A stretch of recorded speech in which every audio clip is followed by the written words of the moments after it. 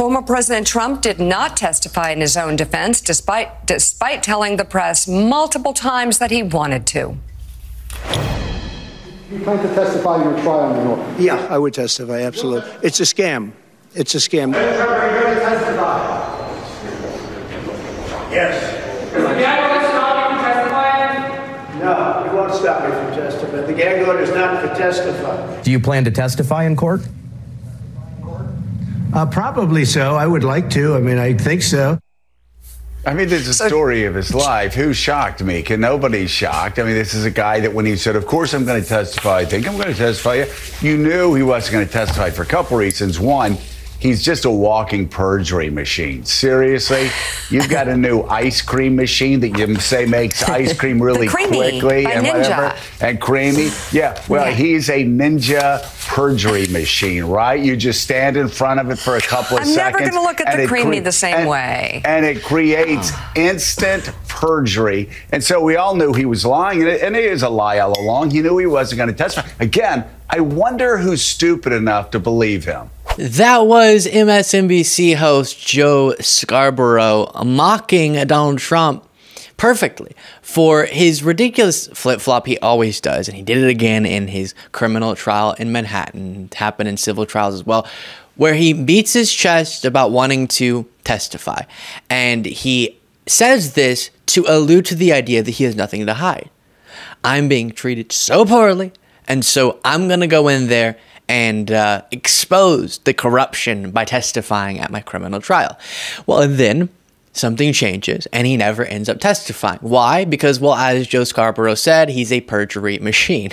And indeed, Trump can't get through. He often says that Biden can't get through two sentences or can't put two sentences together. Trump can't put two sentences together without including a lie in one of those sentences or both of them. And so the idea of him being under oath and being subject to cross-examination would be a complete legal disaster for him. And what he doesn't need right now on top of his mountain of legal troubles is yet another legal trouble, being prosecuted for perjuring himself. And that's exactly what would happen. Here's some reporting on that moment from Mediaite. MSNBC's Morning Joe co-hosts were merciless on Wednesday after the legal team of former President Donald Trump rested their case without calling their client to the stand, something he repeatedly said he would do. The defense in Trump's hush money trial concluded their witness testimony without Trump taking the stand, and given Trump's past experiences testifying under oath, the likelihood that the ex-president would be expected to provide any useful testimony was low. The way they described this was funny. Joe Scarborough and Mika Brzezinski had a field day with the idea that Trump's lawyers would unleash their client, with Joe launching into a hyper-caffeinated monologue. And before getting to another moment from last night's edition of, or this morning's edition of Morning Joe, I should say. It's called Morning Joe. How can I make that mistake? Before getting to that, please make sure that you are subscribed to this YouTube channel to help us continue growing the show. And also, Trump tries to assert the idea that somehow he was stopped. I think he's trying to allude to the idea that his lawyers prevented him. But just so you know, you have the constitutional right to testify in your own defense. So he can just say, no, lawyers. We've seen it before. In this trial, there have been things that his lawyers obviously didn't want done, even Costello taking the stand. But Trump wanted just to serve his own interests, more political reasons. And so then they abided by that. And same thing if he demanded that he's going to testify, he would be able to testify. So he's only doing this because even he knows he's such a liar. Somewhere deep down, he knows that.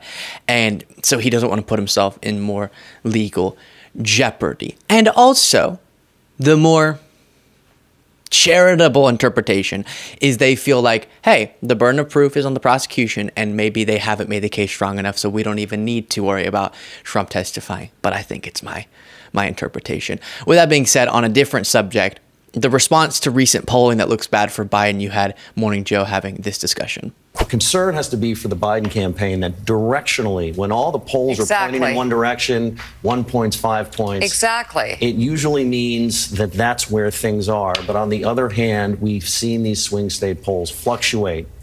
And that's what Democrats are hoping to do, is get this into a jump ball when early voting starts, so that the edge they have in the field can make the difference and push Biden over the top. And Joe, to David's point, I mean, they're close. These are close, and it shows there's work to do for the Biden campaign in so many different directions. I'm torn. Because I love American democracy. Me too. And at the same time, I hate listening to Democratic bedwetting every day. I want them to be scared so they'll work harder. I want them to be wetting their bed every morning so they get up and work harder all day. Okay, I don't want to tell them that they have money on. Exactly. Yeah. Get up, watch Morning Joe. I'll tell you it's okay. You clean yourself off and you go out and you work hard all day. But there is an awful lot of bedwetting here when you consider, Claire, you've done this. You've done this on a very large level. Yes, They've got the money. They've got the ground game. They've got the non-fascist candidate. They're outworking. They're outworking Trump. Even when Trump's off, he's golfing or he's doing other loony things. And you know, I don't want to tell people I feel good about this, but I feel good about this. Yeah. So first of all, I don't want to invalidate anyone's feelings about the subject of polling, and your feelings are probably justified.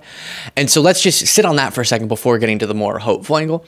It's definitely true, and I feel it too, even though I keep a happy, optimistic face on. I feel the terrifying nature of the polls currently. Yes. And I'm not one of those people who says, polls, schmalls, who cares? Now, polls aren't always correct. They're just a snapshot in time, and that can change, and I think it will. But obviously, I'd prefer Biden leading in all these polls, and in particular, these swing state polls. It would be nice to see him comfortably leading all the necessary swing states so we could keep working to make sure Trump loses and Biden's reelected, but not have to feel so much dread and fear. And then I also resonate with the fact, since you brought it up, that it makes me mad at people. It does, okay? America, what are you doing? The fact that even though this is not the election, we'll see how the election goes. Two things. First, we know it's going to be close. That's crazy, even if Biden wins. And we also know that real people are picking up these polls calls, or if it's online, however they're doing it, and they're saying Trump. That's why these polls look the way they are. Obviously, I know you know how polls work. But the fact that this many millions of people are willing to say, or thousands in these different polls, are willing to say, yeah, Trump over Biden, after everything we've learned, yes, that does make me mad. And no, I don't think it's time for us to go, oh, do we need to learn something because clearly Trump's tapping into the... No, we don't, okay? We don't need to learn something about Trump having some admirable characteristic that's causing this. It's that we're not getting the message out clearly enough. And the strong record of President Joe Biden is just not something people perceive, okay? And I'm tired of us acting like maybe we're just not quite getting that Biden hasn't overseen a really strong economic recovery, or hasn't overseen a huge decrease in crime, or hasn't overseen these legislative victories. Yes, there's places that should be improved, but no, he has a strong record. That message is just not getting to people, as shown by that CNN Snap poll that we talked so much about during the State of the Union, where before people go in saying, he's done horribly, and then there's this huge swing in his direction just when people hear about the policies that he's implemented. So I do think it's a matter of perception, not reality, people not knowing about a lot of the facts of the stakes of this election, and the right-wing media echo chamber doing a really good job of isolating people from the reality of who Donald Trump is. And then there is a small sliver of people that know who he is, know what he'd do, and they like it. And that's frightening. But I don't think that's the majority. I don't even think that's why Trump could win. It's not that many millions of Americans want to see the downfall of democracy. It's that most people don't get that those are the stakes. At least that's the thing I have to believe. Otherwise, how could I live in this country? That would be very frightening. But the hopeful angle is that we have time, and that the panic people are experiencing, I do think will motivate them to further work to get the message out, and to try to communicate to people the stakes that you know, because you're watching this show, hopefully other shows like it, and understanding what's going on, just how existential this moment is. But a lot of people don't quite get, and so just communicating that to people will make a huge difference. And the ground game, the fundraising, all that looks good for President Biden, but doesn't take away from the frightening nature of where things stand right Now, let me know what you thought of all that. Are the polls just getting it wrong, or are the polls right? And either way, honestly, so I'm not going to ask your opinion on this, but either way, we got to work hard to make sure that Trump loses.